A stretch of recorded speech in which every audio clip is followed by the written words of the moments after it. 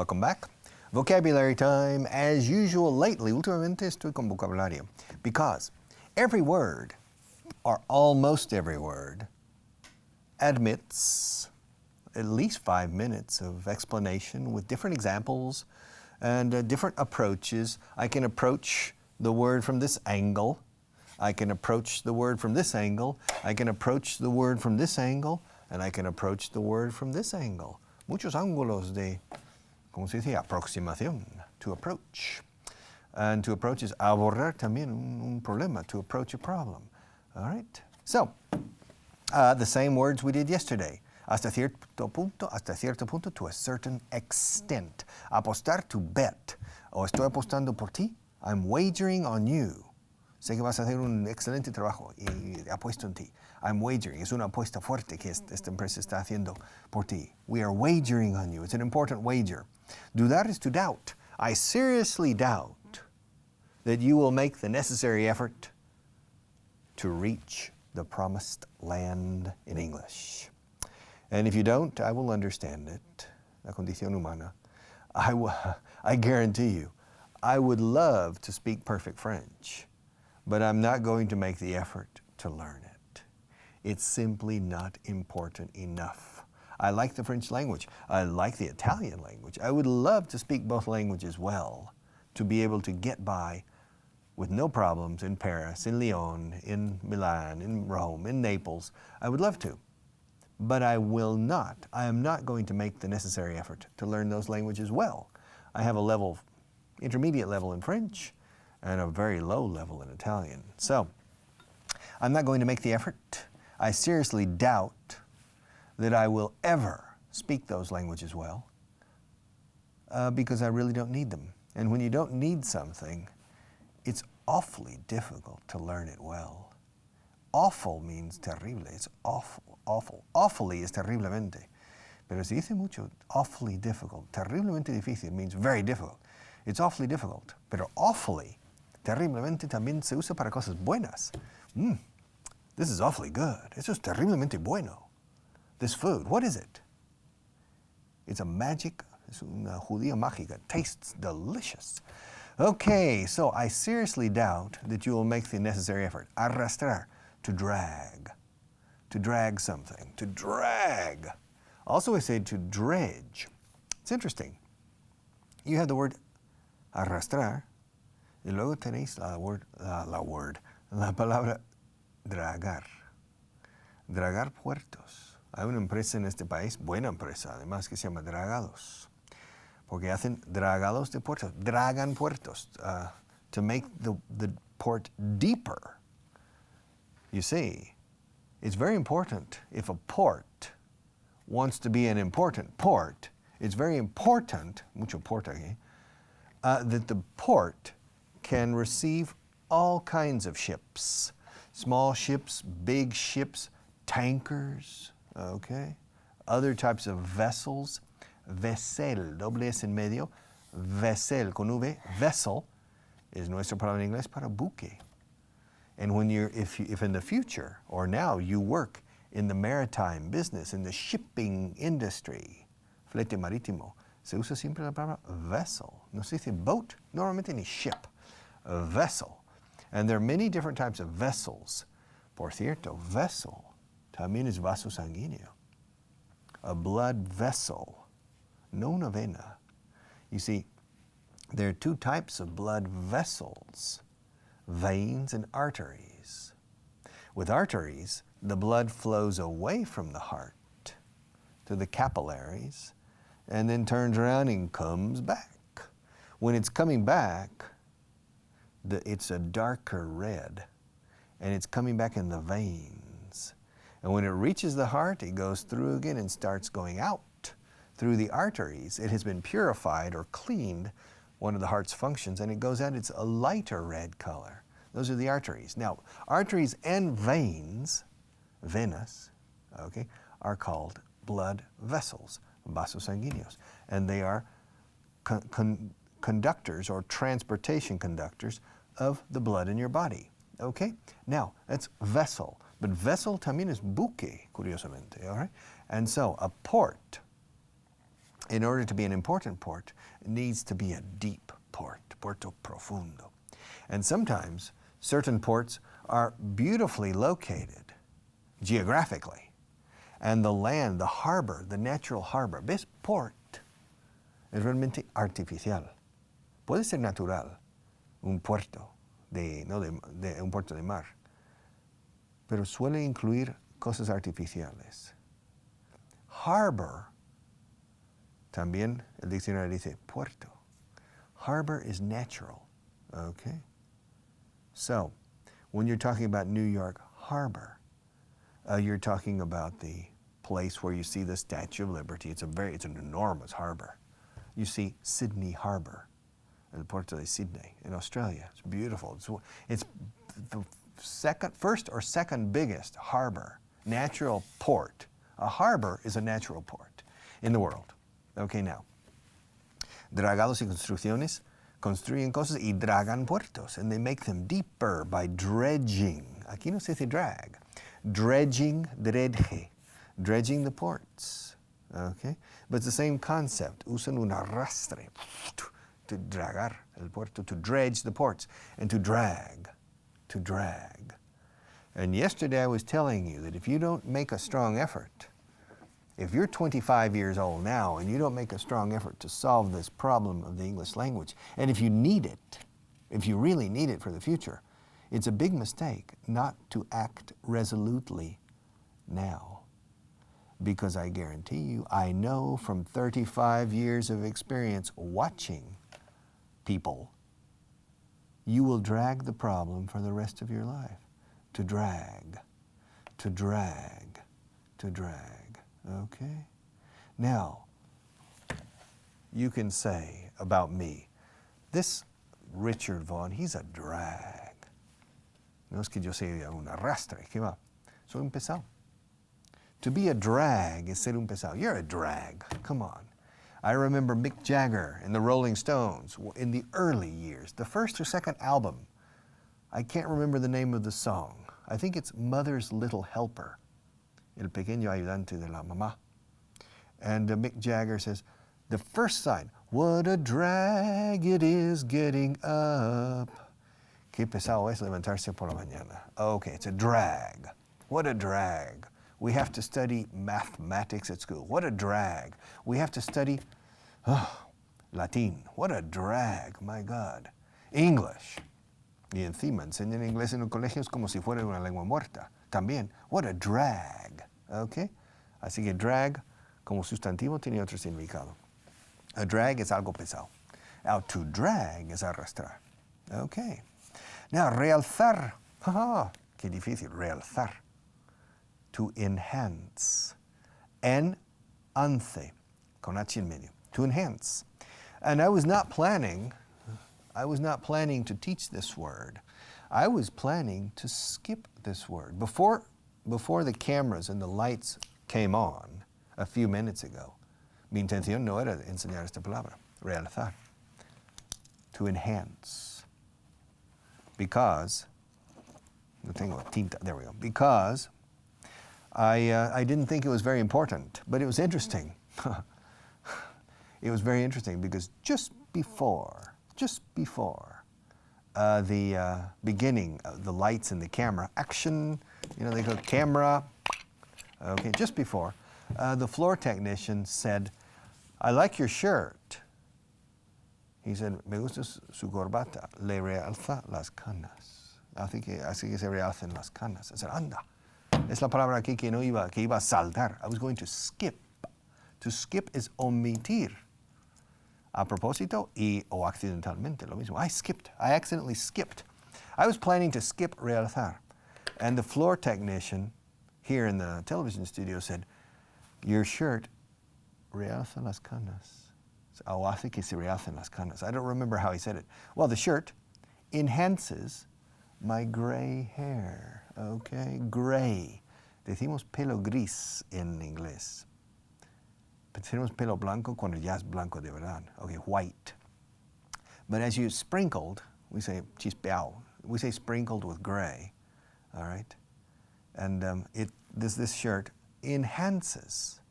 Enhance is a beautiful word in English. It's used more in English than the verb realzar in Spanish. Porque realzar realmente es con color, hacer que un color mejore y que se aumente. Okay, fine. But in English, to enhance is used a lot in a very figurative and very expressive way of saying to improve, to enhance your English. No es que yo vaya a realzar tu inglés, lo voy a mejorar. Pero se dice enhance mucho porque es más poético, más literario y simplemente más bonito. To enhance. And it's used quite a lot. To enhance. My job is to improve your English. Not really. My job is to help you improve your English. And your job is to help you yourself enhance your English. Okay, realzar, to enhance. Perdonar, to forgive. Te perdono. I forgive you. To forgive and forget. It's an interesting question, to forgive and forget. Is it possible? Is it really possible to forgive and forget? Second question, is it possible to forgive but never forget? If you never forget, are you really forgiving? Okay. Anda, perdóname. Lo hice sin querer. Please, forgive me. I didn't mean to do it. Honestly, I didn't mean to hurt you. No quería hacerte daño. No quise hacerte daño. I didn't mean. Mean como significar. O querer decir. ¿Qué quiere decir esta palabra? What does this word mean? Okay. ¿Cuál es el significado de este símbolo? What does this symbol mean? Okay, the triangle with an I in it. I think it's a Masonic symbol. What does it really mean?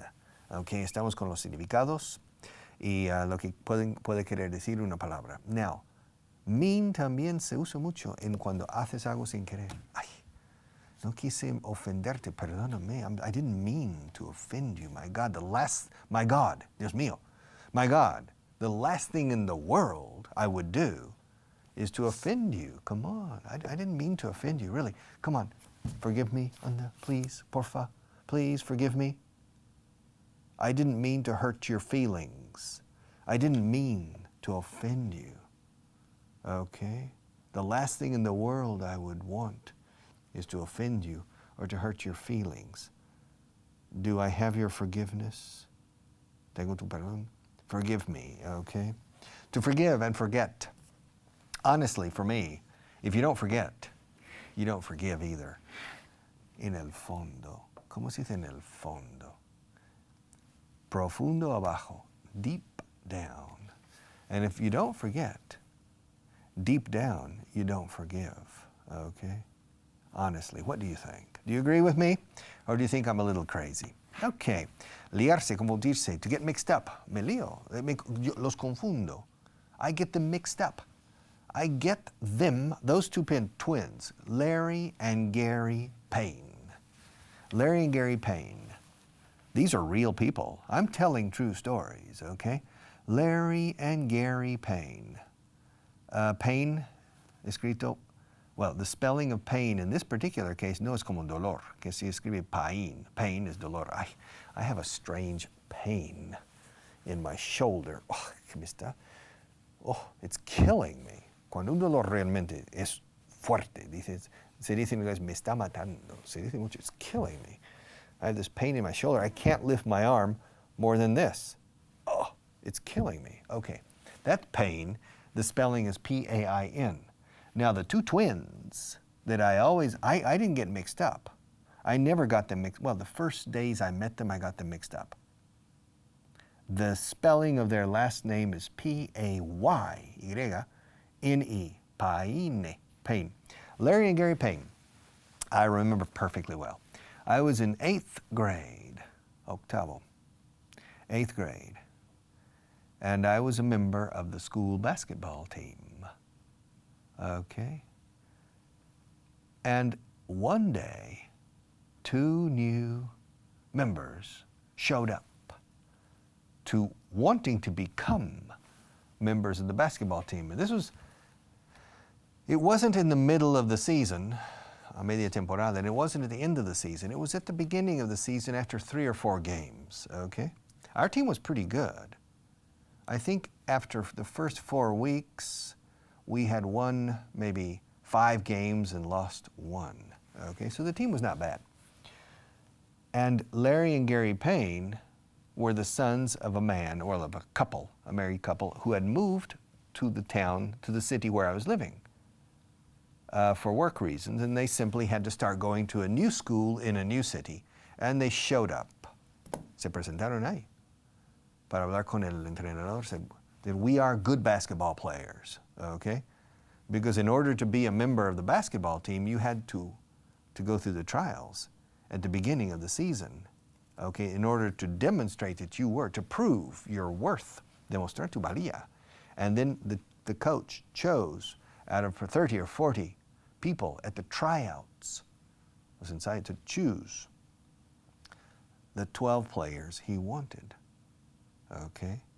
Well, Larry and Gary Payne showed up after 5 or 6 weeks, after 5 or 6 games, not weeks, maybe about 3 or 4 weeks, into the season, adentrados ya en la temporada, into. After 3 or 4 weeks into the season, these twin brothers, identical twins, gemelos, mellizos, dos tipos de gemelos. Gemelos, para precisar, se dice identical twins.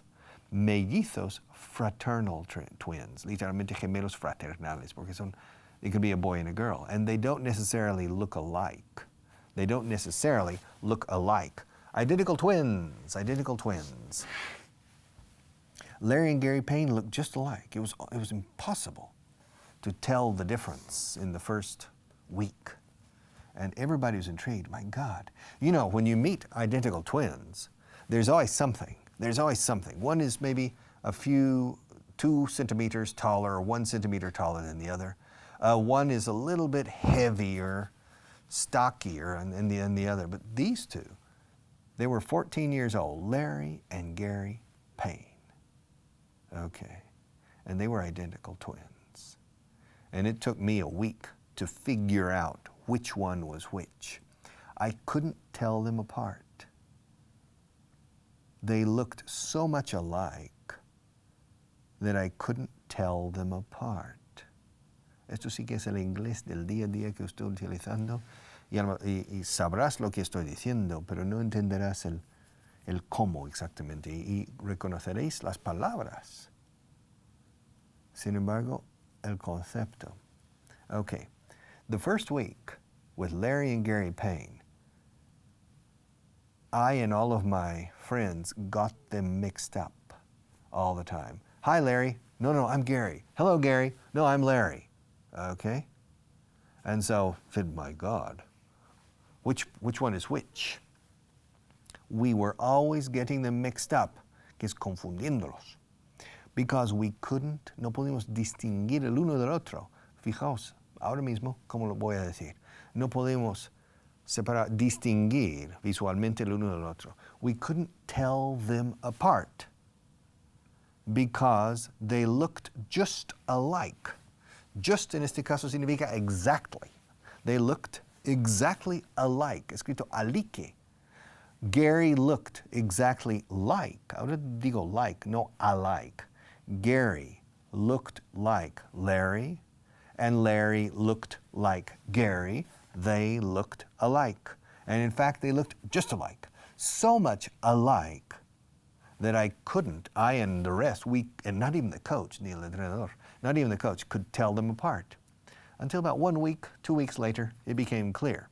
Now, these two boys, wow, these two boys were incredibly good basketball players. They were short. I was taller than them. In fact, I was playing guard. On my basketball team, we had 2 guards, 2 forwards, and a center. 2 guards means dos bases. 2 forwards is dos aleros. And a center es la palabra que se suele usar para pivot. Okay. There were 2 guards, 2 forwards, and a center. And I was one of the guards.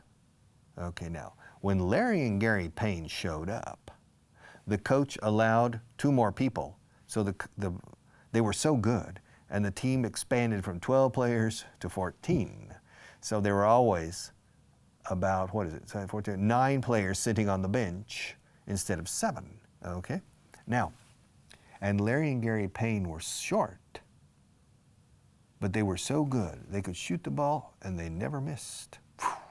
They were very fast too.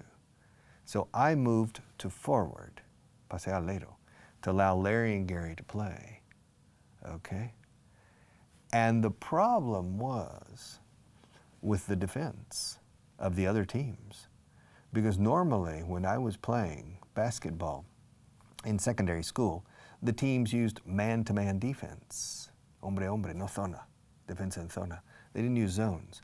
It was very popular and very in fashion. Estaba de moda. It was in fashion to do man-to-man, similar to the NBA. Normally, in the United States, people use man-to-man, although the zone defense is very effective if it's very well done. Now, the problem is that the defense of the other teams could not tell the two boys apart. They always got them mixed up. Lo que dice esta palabra, to get mixed up. They always got the two boys mixed up. And the defense guard, they made mistakes on guarding their man, que es marcaje, to guard, okay? So, we started winning more games. And halfway through the season, this is a very interesting team I was playing with. A mitad de camino, a mitad de temporada, halfway through, al paso de Ecuador, halfway through the season, through is a través de, atravesando, halfway, mitad camino, halfway through the season, we were, I think, something like 12 wins and only 2 losses. We were quite good. But of course, we were not the best. There were 2 other teams in Oklahoma that were, I think, 14-0, fantastic teams, impossible to beat. But there was one, the other forward was a good player. Yeah, Pat was his name, Patricio. Pat, he was a good forward, but not the best, okay? But what's interesting is, one day, he showed up. Una vez apareció, se presentó. He showed up with glasses. We said, hey, Pat, wearing glasses. He said, yeah, now I can see. Apparently, Pat had been playing, and he was a good forward, un buen alero, but he couldn't see. He was half blind, and he didn't know it.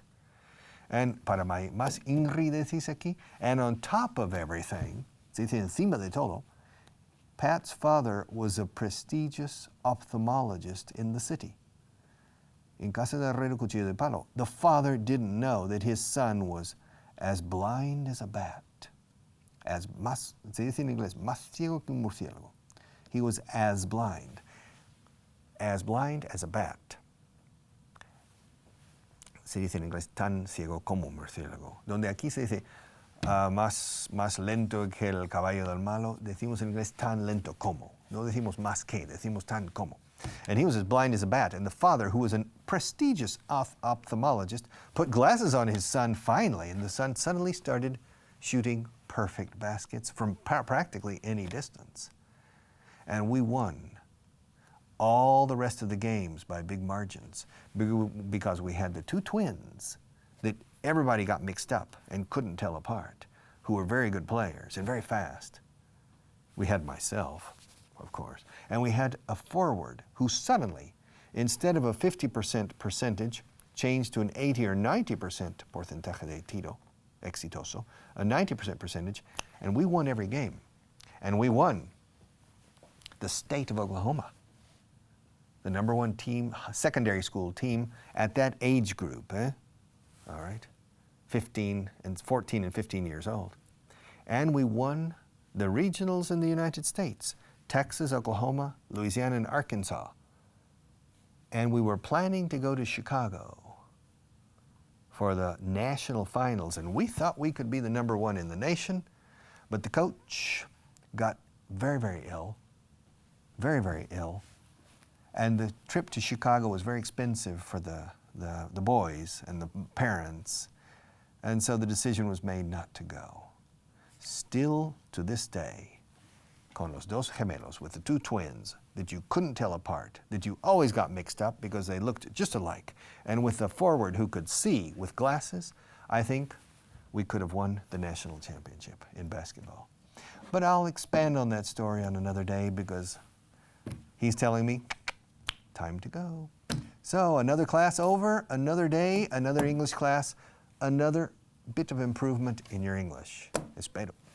Okay? Good luck with your English. See you very soon.